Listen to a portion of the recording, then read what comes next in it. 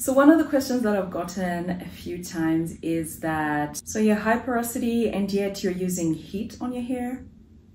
Doesn't make sense, right? Does it not? And a lot of you are wondering how my routine will change now that I know that I'm high porosity, and how come I'm still using heat because I'm high porosity.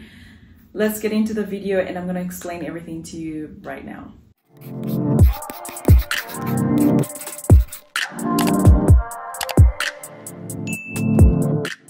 So if you're new to my channel, you probably don't know, but I believe that most textured type 4 naturals have got high porosity hair.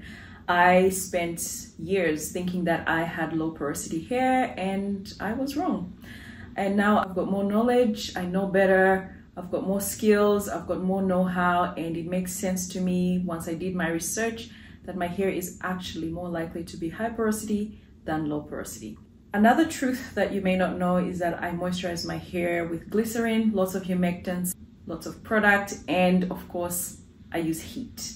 Heat to open the cuticle, heat to hydrate the hair, allow moisture into the hair, because I don't wash my hair every week. I wash my hair every month.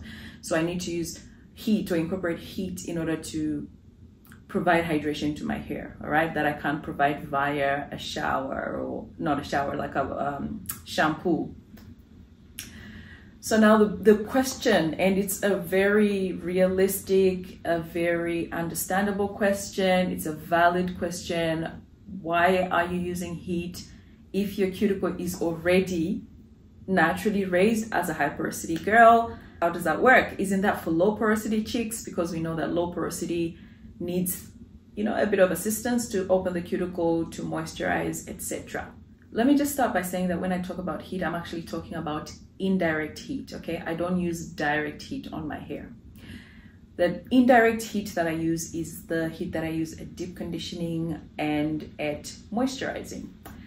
Now, in saying that, I'm sure you're aware that regardless of your porosity, a lot of naturals actually deep condition with heat, because heat is more than just lifting the cuticle. Heat does more than just lifting the cuticle.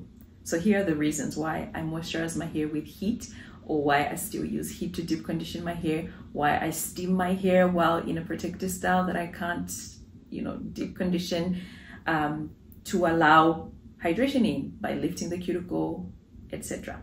All hair benefits from the use of heat to help products moisture go in. And the reason for this is, yes, it opens the cuticle, but also it liquidifies or makes products and whatever you have on your hair a bit more liquid. That way it travels a little bit better into the cuticle. So it makes sense that the use of heat is not just to open the cuticle, but also to assist the products and the hydration to become more liquidy and therefore easier to penetrate the hair.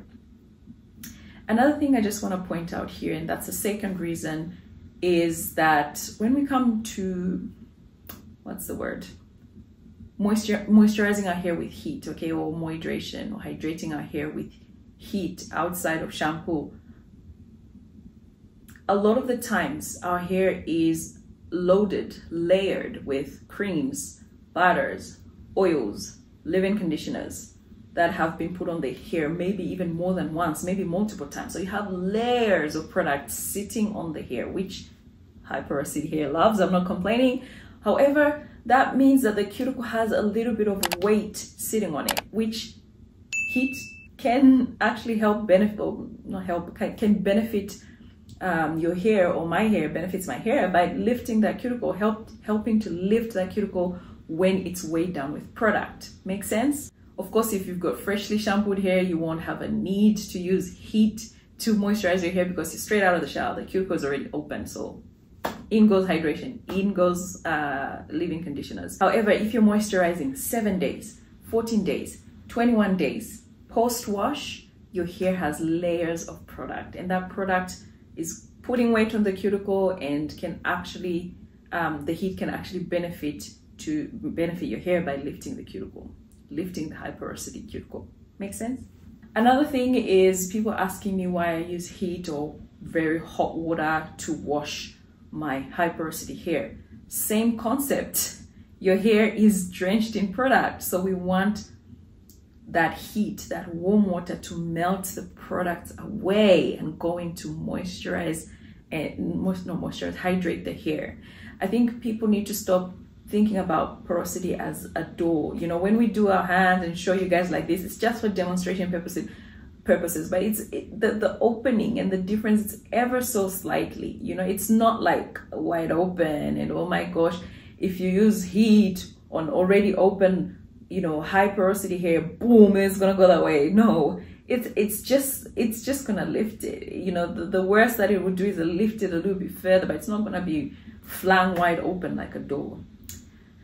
It can happen, particularly if you do things like dyeing your hair or using a really alkaline, like a chelating shampoo, you know, going out in the sun for lengthy periods of time.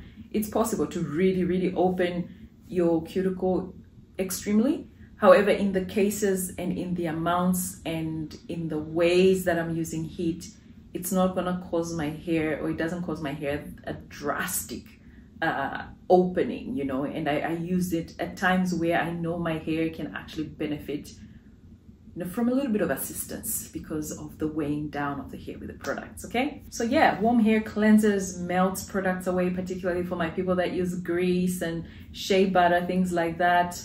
You need to use some really warm water, even if you're high porosity hair. All right, guys, I hope this video was helpful and I hope you found value in it. Until next time, it's Chloe Darius. Bye.